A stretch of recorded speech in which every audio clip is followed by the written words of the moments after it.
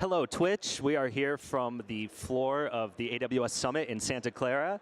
I'm Brandon West, and I'm here with Chris. Chris, why don't you introduce yourself real quick? Yeah, sure. So Chris Grews, I'm with AWS Marketplace.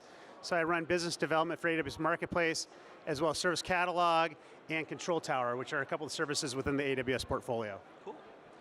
So I know that enterprise adoption of the cloud has really accelerated, and for most companies now, they pretty much have decided they're going to do it eventually. What are some of the challenges that enterprises see with migrating?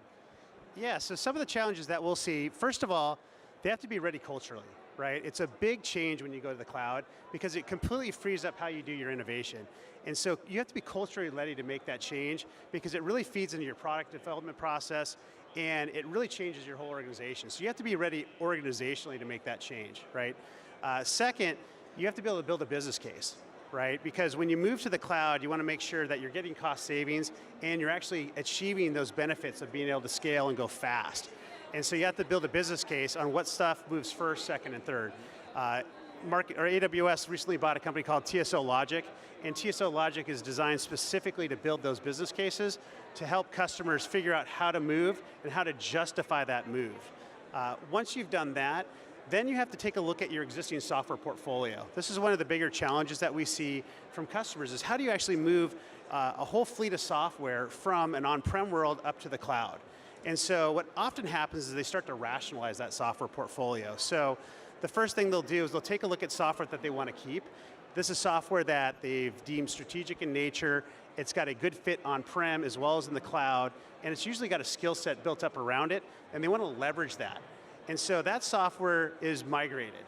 And what we've seen is about 50% of that portfolio is actually in that bucket. Now, conversely, we'll see about 30% of software is deemed strategic, but the customers will take this as an opportunity to actually up-level and change that software.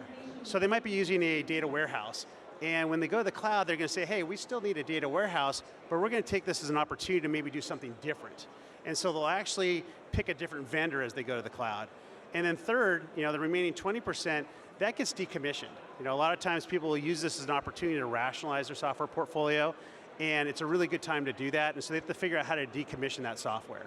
So once they've gone through that process, they then have to figure out how to migrate that existing software, because they might still have a good use for it, but they have to move that from a perpetual license to a consumption model. And that's not an easy task, and so they have to actually migrate that software. Then they have to go buy new software for the software that they're replacing, and when they do that, they have to actually implement governance along that whole stack. So there's a lot of intricacies that happen when you're just moving that software state from your existing environment over to the cloud. So you mentioned governance there. I guess what challenges specifically are there with governance for enterprise customers? What are the problems that they run into? Yeah, so what we'll see is, AWS wants to help our customers have governance as they move to the cloud. And so what we're really trying to do is give them a foundation so that when they do this migration, it's a secure environment, they have compliance controls, and they can also have cost management. And what we really see is there's three aspects to doing that. So the first aspect is really enabling that organization. So how do you actually enable your organization to adhere to those policies? You then have to figure out how to provision, right? And you want to provision in a self-service format because you don't want to slow people down. You want to provision and allow them to move quickly. And then finally, you have to figure out how to operate that environment. So once you've stood it up, then how do you actually operate? Which means how do you measure what's going on, checking the health of the system, what are those events that are happening underneath everything, and then being able to diagnose problems as necessary. So governance really gets woven into all of those aspects as a customer moves to the cloud. So one final question, how do customers actually implement some of these governance policies on AWS? Yeah, so if you take a look at the enable, provision, and operate type of model, the first step is enablement. And what we'll see is customers will use tools like AWS organizations to actually set up groups that they can then define who gets access to what, right? They'll use things like landing zones, and landing zones really provide that initial footprint for customers as they go to the cloud that they can start on the right foot, right? We'll also see them start to use newer services like Control Tower, which was announced at reInvent this year.